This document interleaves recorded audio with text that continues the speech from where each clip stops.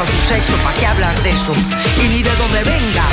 En el momento en que te haga falta y que tengas un problema y no veas el final del túnel, la luz que te alumbra y te ayuda a salir del dilema. Ese es mi lema. What's up, baby? Aquí siempre, aquí haciendo. No me importa ni tu raza ni tu sexo.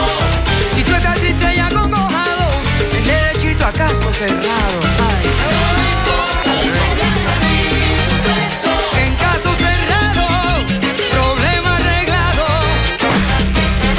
He dicho. Bienvenidos a nuestro programa de esta tarde. Hoy tendremos y conoceremos las políticas comerciales de los países en desarrollo y también tendremos a nuestros 4 tigres asiáticos. La frase del día de hoy es: nunca dejes la tarea para mañana que después puedas copiar mal. Ahora vamos a presentar las políticas comerciales. La política comercial, como ya sabemos, es el conjunto de regulaciones que determinan cómo se desarrollan los países y cómo protegen sus productos. En pocas palabras, la política comercial engloba todo el marco legal que están en los países y están las exportaciones y las importaciones. Esto siempre va a variar, depende de cada uno de los países que están. También tenemos las herramientas de una política comercial y de las herramientas están las barreras arancelarias y las barreras no arancelarias. Como sabemos, las barreras arancelarias están divididas en 3 y está ad valorem, específico y el mixto. En la barrera no arancelaria también está cuotas a la importación y las medidas fitosanitarias.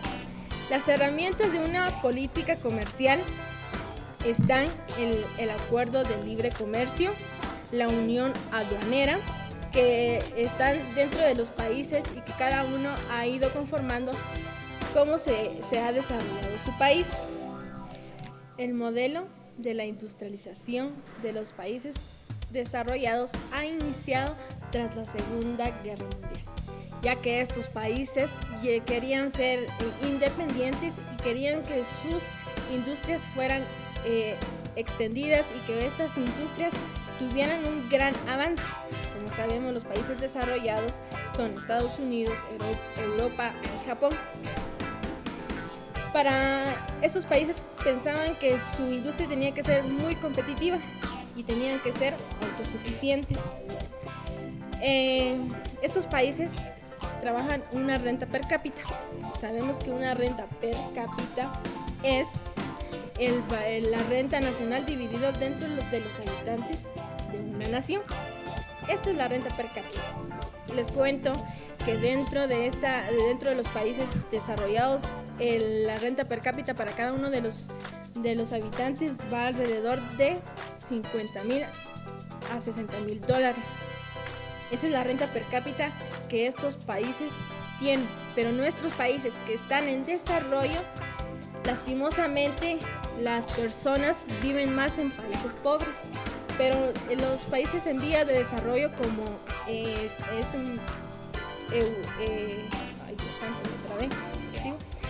en Corea. Este país ha sido un país que está ahora como en vía de desarrollo, está lanzando su industrialización. Los países en desarrollo tienen características. ¿Y cuáles son estas características? Una de las características es que son dependientes de los países avanzados. También que la mayor parte de exportaciones van hacia los países avanzados y la mayoría de importaciones vienen de países avanzados. Los países en desarrollo también tienen problemas y uno de los problemas es el problema comercial. ¿Y por qué digo esto? Porque los países, al momento de querer comercializar hacia un país desarrollado, tienen como muchas trabitas en el camino. Y esto son las barreras arancelarias que ya les había comentado. También tiene un problema y es que sus mercados de exportación son muy inestables. ¿Por qué digo esto? porque los pocos productos que tienen pueden que en un momento la cosecha que ellos tengan pueda estar mal, o que estos productos vengan y no del desarrollo como se espera. También tienen acceso restringido a los mercados. Los aranceles o aranceles son... Es aranceles usted. Sí, sí. Los aranceles que los países avanzados les ponen a los países en desarrollo son trabas que les van complicando para que ellos vayan desarrollándose cada día más. La industrialización orientada a la exportación. ¿Qué quiere decir esto? Se basa en la apertura de nuevos mercados y que estos mercados fijen sus cuotas y que también pongan aranceles a sectores específicos. También tenemos la sustitución de importaciones. La sustitución de importaciones consiste en que el Estado promueve el desarrollo de las industrias. Que aquellos sectores que tienen trabajos muy pequeños, ellos lo que quieren es que cada día van subiendo hasta que ya su industria sea muy potente. Como sabemos, hay países con mucha potencia económica en el mundo y uno de ellos es Japón. Japón ha sido el primero en Asia en lograr este desarrollo y ahora es la segunda potencia económica en el mundo. Los tigres asiáticos, al ver este modelo, lo quisieron implementar a sus países. Y claro, fueron resultados muy positivos, porque Hong Kong ahora, en los años 50, ellos empezaron a vivir lo que es el proceso de industrialización. Ellos empezaron a ser muy reconocidos en el banco porque el incremento de su bolsa fue estupenda.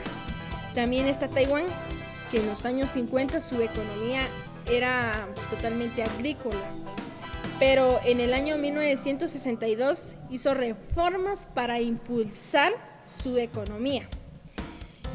Y una de las áreas que Taiwán impulsó fue los textiles y los productos de alta tecnología. Singapur, tras independizarse del Reino Unido, adoptó políticas orientadas a las exportaciones y especialmente en el área de electrónica y la farmacéutica. Corea del Sur comenzó su despegue en los años 70 y es uno de los tigres que más alto ha llegado dentro de la economía del mundo.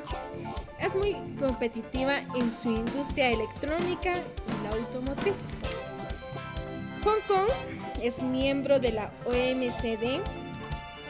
Singapur ha sido uno de los que ha tenido es uno de los que tiene mayor importaciones dentro de la economía. También es miembro de la OMC. Ha tenido acuerdos sobre libre comercio. Taiwán, al igual que Taiwán, es miembro de la OMC y también su economía está orientada a lo que es la exportación. También ha tenido acuerdos que la isla ha firmado y es un tratado de libre comercio con Nueva Zelanda. República de Corea del Sur, él es el séptimo exportador mundial de mercancías y el noveno importador. Pero también nuestro país de Guatemala ha firmado acuerdos comerciales que están vigentes. Y uno de ellos es el Tratado de Libre Comercio entre México, Costa Rica, El Salvador, Guatemala, Honduras y Nicaragua. Este acuerdo inició desde el 1 de septiembre del año del 2013. El segundo ha sido el Tratado de Libre Comercio entre la Unión Europea, Costa Rica, El Salvador, Guatemala, Honduras y Nicaragua. Esto ha sido suscrito en la fecha 29 de junio del año del 2012. Muy bien, después de haber conocido este tema sobre políticas comerciales, vamos a iniciar con nuestro caso del día de hoy. Por favor, señorita Polo, ayúdenos porque somos los Tigres ¡del Norte! Y nuestro caso del día de hoy es que los Tigres del Norte están acusando de plagio de nombre a los tigres asiáticos. Así que hoy tendremos a los tigres asiáticos para que ellos nos cuenten cuál es su actividad. Chihao, Hao, Kai, Nissin, Lucky Man, Chihao, Ao. A ver, tigre, aquí me hablas español. Chino en China, por favor. Muy bien, después de ese tranquilo regaño, pues voy a pasar a lo siguiente entonces en español, ya que en Singapur pues hablamos 2 idiomas y pues yo hablo como 3. Entonces voy a empezar exponiéndoles cómo Singapur pasó de ser una isla muy pobre a ser un país rico, desarrolladísimo, con una calidad de vida súper alta. Y entonces vamos a comenzar con esto, pues a Singapur se le considera como la isla, la perla de Asia, como la perla de Asia. Es una diminuta nación que actualmente cuenta con 6.5 millones de habitantes, el cual es actualmente Singapur uno de los países más ricos del mundo y uno de los centros financieros bastante altos del mundo también. Y pues dicen que en Singapur es un país que produce y que también cuenta con los mayores millonarios que hay en el mundo. Entonces, pero rápidamente para poder entender esto, quiero que miremos algunos datos. Para el 9 de agosto de 1965, cuando se independizó Singapur, contaban con un PIB per cápita de $500 nada más por habitante. Entonces, según las investigaciones, el año pasado, en 2021, este PIB per cápita tuvo un aumento y subió a $56,000 por habitante. Esto es muy alto y también con esto podemos ver reflejado que 10 de cada 100 personas en Singapur posee más de $1 millón en sus cuentas. Esto es para que tengan una idea de este país. Y bueno, ¿cómo logró esa transformación Singapur? Porque como ya les dije, era de los países más pobres de Asia.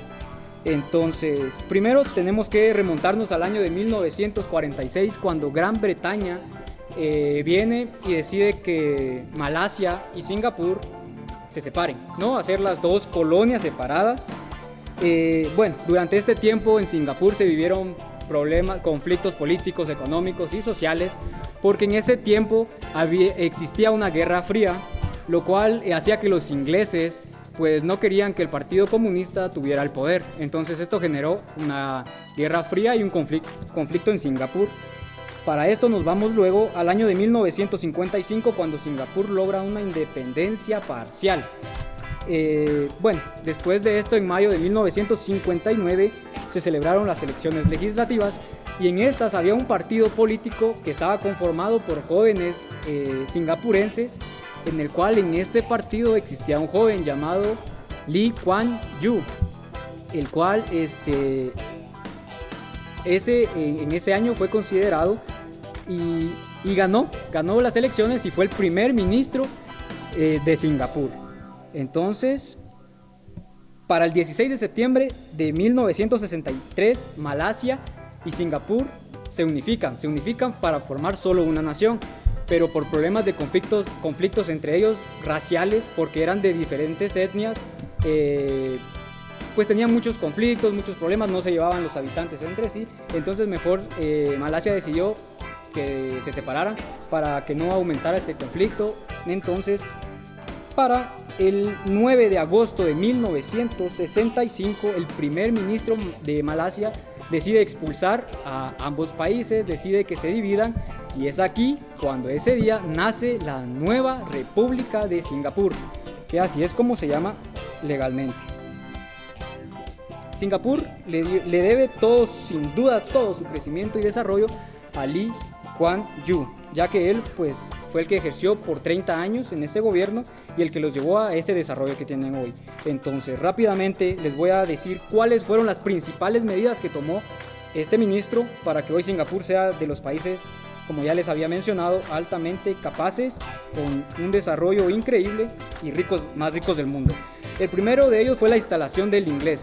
Entonces acá se decide que se permite que el idioma inglés quede como un idioma oficial. ¿Qué pasa después de esto? Pues esto unifica a los habitantes, porque como eran de diferentes etnias, habían ingleses también, entonces para que todos se pudieran comprender y llevar mejor, se decide que el idioma inglés quede como idioma oficial también. Entonces, ¿qué pasa? Que los habitantes acá de Singapur hablan dos idiomas. Está el chino mandarín como el idioma materno y el inglés como un idioma pues que lo aprenden en las escuelas, y esto es una gran ventaja competitiva para el país.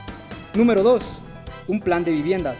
Se desarrolló un plan de viviendas con el cual se pudieran otorgar créditos a muy largo plazo con unos intereses muy bajísimos. ¿Esto con qué finalidad? Para que cada habitante de Singapur pueda tener su vivienda, y esto también lo que hizo fue generar un gran campo laboral para los habitantes de Singapur, y así todos pues pudieran vivir con su propia casa en Singapur. De hecho, es raro la persona que alquile. Vamos con el punto número 3, y hay una libertad religiosa. ¿Qué pasa? Por los mismos problemas de conflictos que tenían, porque en este país se practican varias religiones, entre ellas el budismo, catolicismo, el cristianismo. Se decidió que hubiera una libertad de religión en la cual cada habitante tiene el derecho de practicar cualquier religión que ellos quieran. Esto para que se puedan llevar de una mejor manera. Entonces, esa fue la libertad religiosa. Y vamos con el punto número 4, la eliminación de la corrupción. Para esto se formó una comisión en contra de la corrupción que investigara y que castigara estos actos de corrupción. A muchos políticos se les condenaron a la pena de muerte porque los agarraron haciendo básicamente pues llevando estos procesos de corrupción demasiado. Entonces, ¿qué fue lo que pasó? Como es una comisión independiente, también se investigaba incluso al mismo presidente y a su familia. O sea, aquí no importaba, y esto fueron una de las medidas que tomó Singapur para poder combatir la corrupción y eliminarla por completo. ¿Qué pasa también en el punto número 5? Que es un país neutral. Como política exterior tomó la decisión de ser neutral, llamar a la neutralidad en frente a los conflictos. Básicamente en Singapur no se mete con nadie. ¿Por qué? Porque ellos tienen un libre comercio, y en el cual esto les ayuda a poder comercializar entre países como Estados Unidos, Japón, Rusia y otros países. Entonces, en Singapur ellos no se meten en ningún conflicto por esta razón. Vamos con el número 6, y es la ubicación geográfica. Singapur tiene una de las ventajas y bendiciones de que donde ellos están ubicados se encuentra un puerto en el cual hay un tráfico de navegación increíble. Por este puerto pasan bastantes barcos que llevan mercaderías a diferentes países. ¿Qué pasa? Viene Singapur y decide, al ver esto, modernizar su puerto. Aumenta y fomenta el libre comercio, con lo cual lo lleva a tener bastante tráfico de navegación. ¿Y qué pasa? Al analizar esto, Lee se dio cuenta que podía sacarle provecho, entonces también decidió crear una estación para poder abastecer de gasolina a estos barcos. ¿Y cómo fue que lo hizo? Pues él pensó y dijo, bueno, le voy a comprar petróleo a Malasia, venimos acá venimos y lo refinamos y lo convertimos en combustible. Ahí tuvieron una ventaja. ¿Cuál fue la otra? Este plan lo hicieron y lo llevaron a cabo, y solo con una simple receta. Ahí sí que es sumarle un valor agregado a un producto básico del cual carecía. Entonces, esta fue una de las estrategias de Lee para su desarrollo. Vamos también con el punto número 7, y fue el libre mercado. Esto les permitió un gran flujo de mercaderías. Como les dije, aquí pues hay bastante intercambio de mercaderías, no hay barreras para hacer estas negociaciones, y es por esto que esto nos lleva Punto número 8, que es una intervención estatal. ¿Qué pasa? El sistema libre de mercado de Singapur los ha llevado a apoyar esta intervención y también apoyan a las empresas. En Singapur es muy difícil, es muy difícil que las personas, que los habitantes de ahí no emprendan. La verdad es que es muy fácil que puedan crear sus empresas. Vamos con el punto número 9 y es la salud. Tienen un sistema de salud eficiente. Gracias a ello, pues cada habitante goza de un buen servicio en el hospital con las mejores tecnologías, con los mejores doctores especializados y es gratuito. Punto número 10 es que tienen un sistema educativo muy grande. Este es uno de los pilares y secretos del desarrollo de Singapur. ¿Por qué? Porque cuando Singapur se estaba independizando, incluso sus habitantes contaban con una tasa de analfabetismo muy alta. Pero ¿qué pasa? Que le invirtieron a la educación y esta fue la gran herramienta de Corea, porque entonces se educaron, los habitantes hablan 2 idiomas, poseen títulos universitarios. ¿Qué pasa? Que la mano de obra de Singapur está altamente calificada y esto los llevó a que a los trabajadores se les pagara muy bien. De hecho, Singapur es un país de los países que más le pagan a sus trabajadores. Vamos rápidamente con el último punto y esto fue el fomento del consumo interno.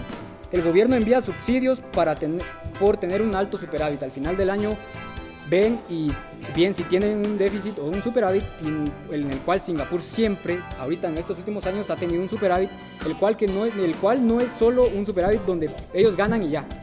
No, este es una ganancia que les queda a ellos, pero de más. Entonces, este excedente que tienen acá se lo dividen entre todos los habitantes y se los dan en subsidios. ¿Y qué pasa? Aquí están también fomentando el consumo interno. Y como ya les dije, en Singapur no hay barreras. Bueno, no hay muchas barreras como en otros países para poder emprender y cada habitante pues es libre de hacerlo. De hecho, los impuestos son muy pocos en Singapur y estas políticas que tienen pues son muy flexibles. Ya para terminar, me voy dejándolos con este dato, que es que para el 2021 Singapur cuenta con una población de 5.6 millones de habitantes, un PIB real con un crecimiento de 615.293 millones de dólares, un PIB per cápita con un crecimiento de 66.263 dólares por habitante y un índice de desarrollo muy alto del 0,9383. Esto es todo de mi parte, muchas gracias. Bueno, ya conocimos la larguísima historia de Singapur. Y ahora vamos a conocer la historia de Hong Kong, así que para Hong Kong es el tiempo. Gracias, señora Polo.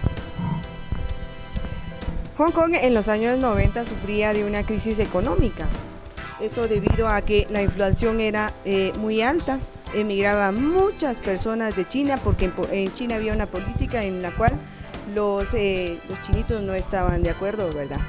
También se destacaba en su momento la producción, se destacaba demasiado. Nuestro capital no nos alcanzaba. Entonces, sin embargo, en 1997, Hong Kong ya dejó de pertenecer a la colonia británica y se pasó a una provincia de China.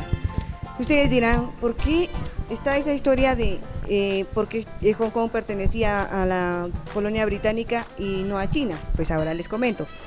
En el año 1841 inició una guerra entre China y los ingleses. El propósito de esta guerra fue que los ingleses querían introducir ilegalmente el opio. Entonces esta guerra se llamaba Guerra del Opio. ¿Y qué es el opio? El opio es una droga y lo que no querían los chinos era que los ingleses invadieran a China con esta droga, ¿verdad? Además de eso, China, por supuesto, perdió la guerra. Sin embargo, por haber perdido la guerra, los ingleses lo obligaron a tener un tratado como un acuerdo, donde China tenía que entregarle a Hong Kong, aparte de eso, pagar una indemnización anual. Y sin embargo, aparte, abrir 5 puertos para poder exportar o introducir todos sus productos del área de Europa. Sin embargo, aunque China haya puesto este tipo de restricciones de la prohibición de poder ingresar la droga a China, hicieron la situación de como que los ingleses seguían introduciendo. Lo que necesitaban ellos era venir y cambiar los productos bonitos que tenía China por esta droga. Como había dicho anteriormente, en 1997 Hong Kong dejó de ser una colonia británica y empezó a ser un poquito más autónomo por pertenecer a China. De todo, Hong Kong no es del todo autónomo, ¿verdad? Sin embargo, lo que ayudó mucho a Hong Kong a tener este desarrollo fue la mano de obra. ¿De dónde salió la mano de obra? Por supuesto. ¿De dónde salió la mano de obra? Por supuesto. Salió de todos los emigrantes que vinieron de China para Hong Kong. Eso era una mano de obra barata para Hong Kong. Entonces, pero era de muy buena calidad. Y eso fue lo que ayudó en parte. Sin embargo, en la industrialización de Hong Kong está también los textiles. Sabemos muy bien que la manufactura es la parte potencial del desarrollo, pero también en la industria están los textiles, el cuero, el acero y también la mecánica. Además de eso, en Hong Kong ahora, por ser un país desarrollado, el per cápita es por persona de más o menos $777. Quiere decir que el per cápita es el ingreso que cada ciudadano o cada miembro aporta anualmente al país. Además de eso, en las exportaciones, Hong Kong tiene el 16% y en las importaciones un 11%. Esto también le hace ver a Hong Kong en ponerse en la 10ª posición potencial de financiamiento ante todo el mundo, y siempre por supuesto basados en un modelo de capitalismo. Este país, nuestro país está en situación confortable. ¿Cómo confortable? Porque tenemos un presupuesto o una reserva de presupuesto por cualquier contingencia que tuviéramos. Además de eso, tenemos un superávit que se duplica más o menos 10 veces. Esto es lo que nos da un poquito de estabilidad en Hong Kong. Además de eso, nosotros también quisiéramos comentarles, no todo puede ser bueno en nuestro país. También tenemos algunas deficiencias. Sin embargo, por ser un país superpoblado, tenemos la contaminación. Eso no se ha podido medir todavía y no se ha podido disminuir. También tenemos la pobreza extrema. También tenemos un porcentaje de pobreza extrema de más o menos el 8%.